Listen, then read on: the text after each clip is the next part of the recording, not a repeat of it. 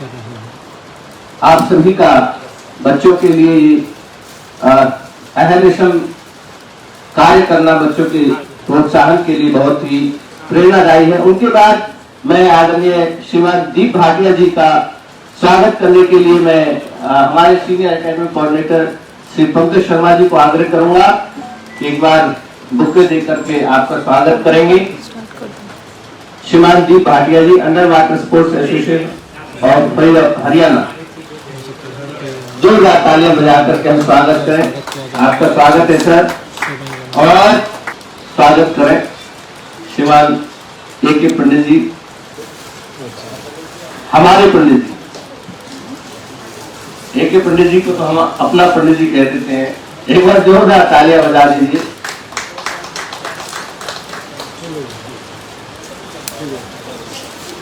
और इस प्रतियोगिता का संक्षिप्त परिचय देने के लिए मैं श्रीमान ए.के. पंडित जी को आग्रह करूंगा कि आकर के परिचय देंगे। ए.के. पंडित जी, हमारे सभी प्रेस बंधुओं को आज दिल से स्वागत है। जो हमारा 4th Haryana state thin swimming championship चालू होने वाला है, कल सुबह 8:30 बजे हम इसको उद्घाटन करेंगे और कल पूरा दिन चलेगा। और ऐसे ही संडे को सुबह 7 बजे इसको करेंगे और कोशिश करेंगे सुबह 11:30 तक इसकी पूरा कार्यक्रम पूरा हो जाए। और आज हमारे बीच में under water sports federation of India से डॉक्टर तपन कुमार पाणिग्राही जी आए हैं, जो द्रोणाचार्य अवार्डी है लाइफ टाइम। हमारे बहुत सौभाग्य है जो हम आज उनको यहाँ पे आने का निमंत्रण दे पाया और वो आए हैं, इसके लिए बहुत बहुत धन्यवाद। और जो दोनों दिन रहेगा, कुछ चीजें डॉक्टर तपन कुमार पाणिग्राही सर हमारे बच्चों को बताएंगे, जिससे कि बच्चे आगे नेशनल में अच्छा करने का बढ़िया मौका मिलेगा। और हम स्वागत करते हैं दीप भाटिया जी का, जो under water sports association of Haryana का प्रधान है। प्रधान के रूप में जैसे गाइड करते रहते हैं, ऐसे ही हम करते रहते हैं और आगे भी ऐसे ही करते रहेंगे। हमारे इसमें करीब 300 से 350 बच्चे का एंट्री आ चुका है, जिसमें पलवल, सिरसा, अंबाला, महेंद्रगढ़, फरीदाबाद, फतेहाबाद, सिरसा, हिसार, पलवल, सोनीपत, पानीपत, जींद, ये सब बच्चे आए हैं। मैं अप्रकाश पंचाल जी अभी आए हैं, उनका स्वागत करता हूँ। सर बैठिए आप। तो ये दोनों दिन का प्रोग्राम रहेगा। 8:30 बजे हमारा सुबह जो प्रोग्राम होगा वो 400 मीटर का जो बाइक रिंग स्विमिंग है वो हो जाएंगे। इसके अलावा भी हमारा ऑल ओवर इंडिया से सर ने फरीदाबाद में होने के लिए हरियाणा को 5 ऑब्जर्वर यहाँ पे भेजे हैं। एक कलकत्ता से आ रहे हैं, कलकत्ता से आएंगे कंकन कुमार जी, उत्तराखंड से आएंगे हमारे अनिल दीप महाल जी, दिल्ली से 3 जने आएंगे, मिस्टर आर.के. सिंह जी, देबू राणा जी और एक जने और आएंगे। तो 5-6 जने हम राम रावत जी आएंगे। तो 5-6 जने हमारे ऑब्जर्वर होंगे, जिससे कि इस प्रोग्राम को सफल आयोजन किया जाए। और दोनों दिन बच्चों का रहने का, खाने का सब व्यवस्था किया गया है। स्विमिंग पूल में बच्चों को खाना प्रोवाइड होगा। किसान भवन में हमने उनको ठहरने का व्यवस्था कर रखा है। कुछ लोग हमारे फरीदाबाद कालीबाड़ी सेक्टर 16 में रहेंगे। लड़कियों के लिए जो व्यवस्था है वो मैं धन्यवाद करना चाहूंगा मॉडर्न स्कूल सेक्टर 17 का प्रिंसिपल का, जिन्होंने 35 से 40 बच्चे जो आएंगे बाहर से, उनकी व्यवस्था गर्ल्स स्कूल के जो गर्ल्स हॉस्टल है उसमें व्यवस्था है। तो ये पूरा जानकारी है और हम लोग बच्चों का पूरा ख्याल रखेंगे, जैसे कि टेंट, कूलर।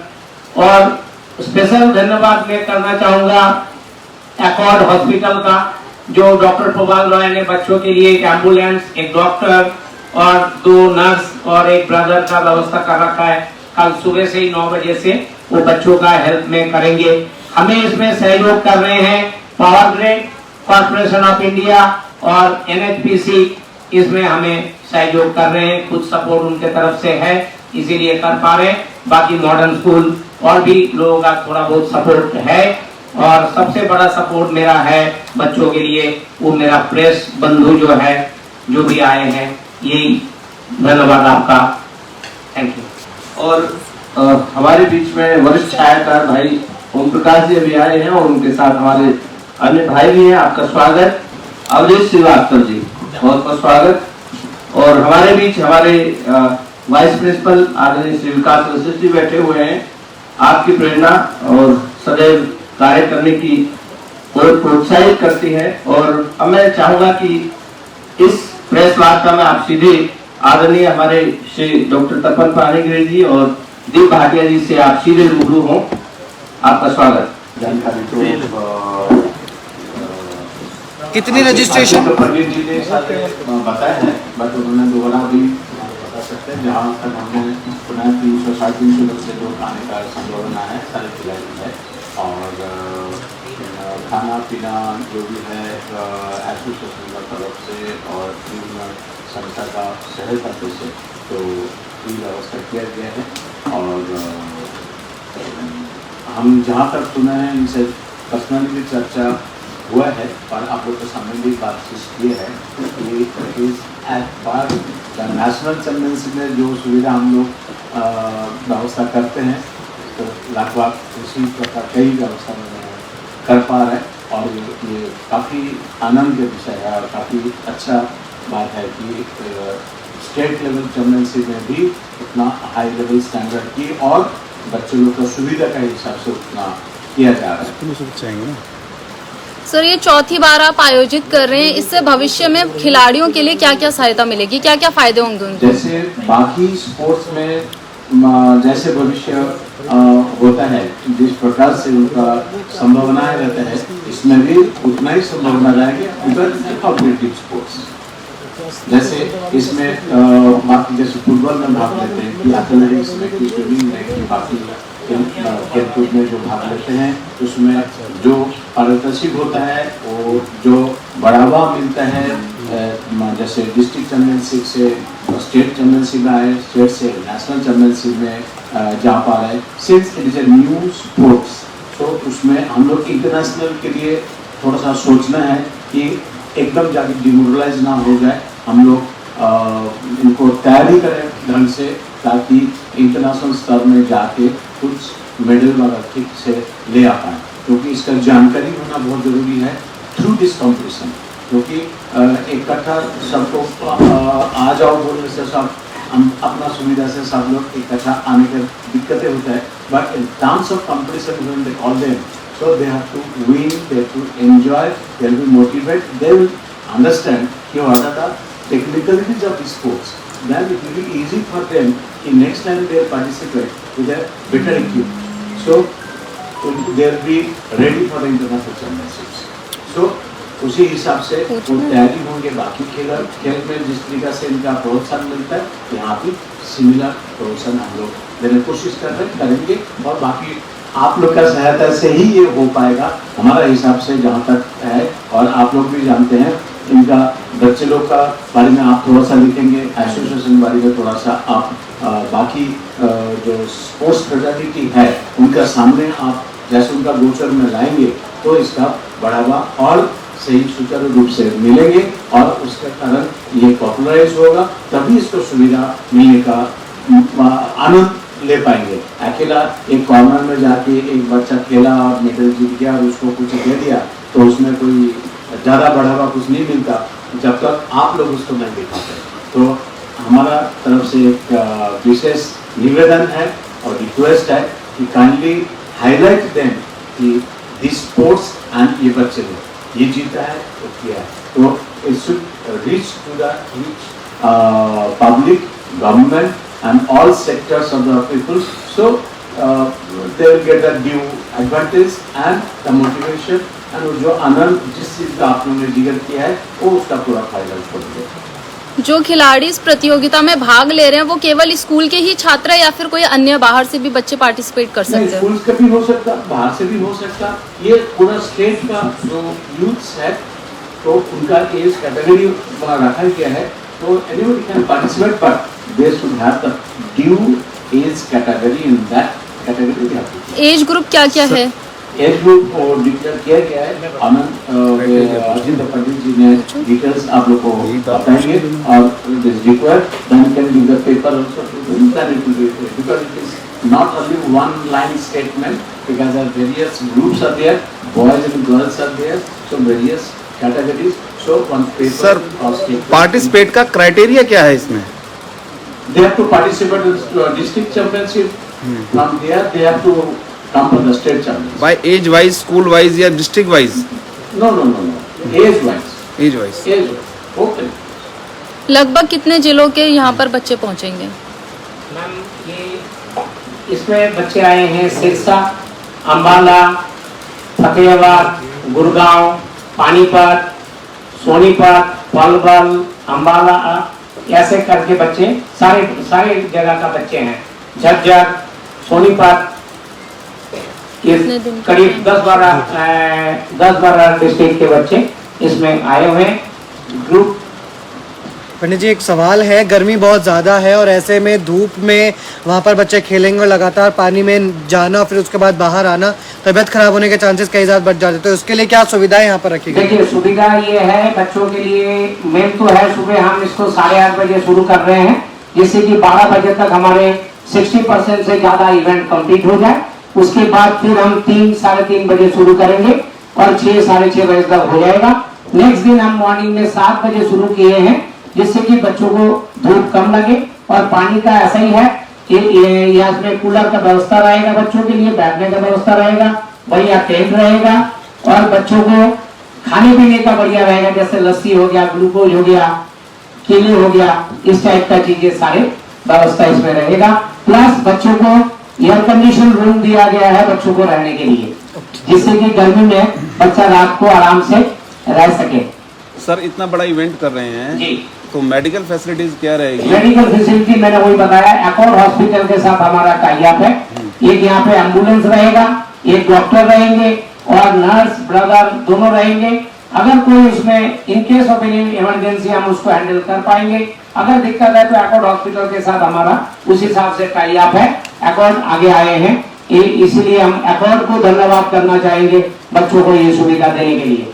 अब मैं चाहूंगा हमारे प्रेसिडेंट डी भाटिया जी से आप कुछ पूछे। एक मिनट और एक चीज मैं हाईलाइट करना चाहता हूँ। मैं आने के बाद जो देखा है और यहाँ पहुँचने के पहले भी जो हमने सुना है, तो उस बारे में बताऊं कि जहाँ कोई भी गेम होता है तो कहीं ना कहीं एक कमियां और ये सब रह जाते हैं, जैसे कि फैसिलिटीज के हिसाब से मैं बात करूँगा। But happily I must give my thanks to modern school, the school accommodating this association to organize this championship and with their facilities, which facilities is really very high standard and swimming pool and रहने का और इतना व्यवस्था शायद हम लोग national championship में भी नहीं कर पाते हैं। तो ये स्कूल का हम स्पेशल थैंक्स देना चाहता हूँ, उनका तरफ से इतना सुविधा उन्होंने एक्सटेंड किया है, बहुत ही कम लोग कर पाता है। That is because of the quality of the school. The school is mainly for the developing the education and they are the character developing of the youth and the future leader of the country they are making, and there is an example of this. They have extended state championship है, चलो हमारा पास साधन है, इसको preserve करके नहीं रखना, इसको open to all. So those who are coming, let them enjoy. They let them be safe championship because outside इतना hot है, AC रूम भी उन्होंने प्रोवाइड कर दिया। इससे बड़ी क्या बात हो सकती है खिलाड़ी के लिए, जो हम नेशनल भी देने पाता है, इंटरनेशनल कॉम्पिटिशन में देने बहुत मुश्किल हो जाता है। But special thanks to modern school and management and principal and all. So really thanks from my side. So I request और पत्रकार लोग जो हैं इधर, तो आप लोग भी थोड़ा सा इस चीज को भी थोड़ा सा हाईलाइट करें, क्योंकि इतना बड़ा साधन हमारा, मैं और कुछ बोलना नहीं चाहता, बहुत सारे ऑर्गेनाइजेशन होता है वो लोग भी कर नहीं पाता, दे नहीं पाता, होने में भी वो दबा के रखते कि हमारा चीज रहने दीजिए, but modern school is a very open heart for the children, for the sports, for the education, for the development. Really special thanks to school management and my school. Thank you very much. Please sorry. जो मोहन भाई ने बात रखी आपके सामने, तो उसी को आगे बढ़ाना आपको. बहुत सारे इंस्टीट्यूशन हैं, कॉलेजेस हैं, स्कूल हैं, जो स्पोर्ट्स में कहीं ना कहीं अपने दखल रखते हैं, इंटरेस्ट शो करते हैं. लेकिन अधिकतर जो हमें देखने को आता है, जिसका हमें दुख होता है, उसमें वेस्टेड इंटरेस्ट इन्वॉल्व होते हैं कि हमारे जो है इस प्रकार से हम पब्लिसिटी लेके एडमिशन करवा लेंगे या स्कूल के तहत पैसा कमाने की कोशिश करते हैं. कम से कम इस इंस्टीट्यूशन में वो चीज़ देखने को नहीं मिली, जो कि बहुत खुशी की बात है. एक्चुअल स्पोर्ट्स लवर और स्पोर्ट्स को बढ़ाने की जो कोशिश करते हैं, वो ऐसी ही इंस्टीट्यूशन होनी चाहिए. मैं कहूँगा आपकी लेखनी के माध्यम से ये प्रेरणा और तक भी जाए और खेल का बढ़ावा निष्काम भावना से आगे दिया जाए. आप लोगों ने एक सवाल पीछे जिक्र किया, गर्मी बहुत ज़्यादा है, तो मैं समझता हूँ कि गर्मी की से सबसे ज़्यादा अनुकूल कोई खेल है तो वो स्विमिंग की है. इस वक्त आप लोग देखते हैं गांव में, देहात में, पिछड़े एरियो में और नदियों के पास, नहरों के पास गर्मी से बचने के लिए लोग नदी नालों में, जोड़ों में जाते हैं. तो यहाँ ये कॉम्पिटिशन ऑर्गेनाइज करने का मैं समझता हूँ सही चले हैं. ठीक है, मेडिकल फैसिलिटीज प्रोवाइड करने की बहुत अच्छी ठाकुर जी के प्रयास इधर हो रही है. पंडित जी ने भागदौड़ करके सब जगह अच्छा ऑर्गेनाइजेशन किया है. स्कूल की सपोर्ट बहुत अच्छी मिली है. और ये एक ऐसा खेल है जिस खेल को आप लोगों की तरफ से, आपकी देखने के माध्यम से लोगों तक जागृति भी जानी चाहिए. स्विमिंग बाई लार्ज एक बहुत बड़ा गेम है, उसके बहुत सारे सेगमेंट्स हैं, डिफरेंट पार्ट्स हैं. जिसका एक बहुत बड़ा पार्ट ये अंडर वाटर स्पोर्ट्स है. इसके नियम और स्विमिंग के नियमों में थोड़ी भिन्नता रहती है. जैसे स्विमिंग में बिल्कुल सीधा तैर के चले जाते हैं, इसमें पानी के नीचे से जाते हैं. कुछ फिन्स होते हैं जो पाँव में लगाए जाते हैं, मछली के पाँव जो होते हैं, कुछ सांस लेने के लिए इक्विपमेंट रहता है. तो उस प्रकार से ये थोड़ा अलग है.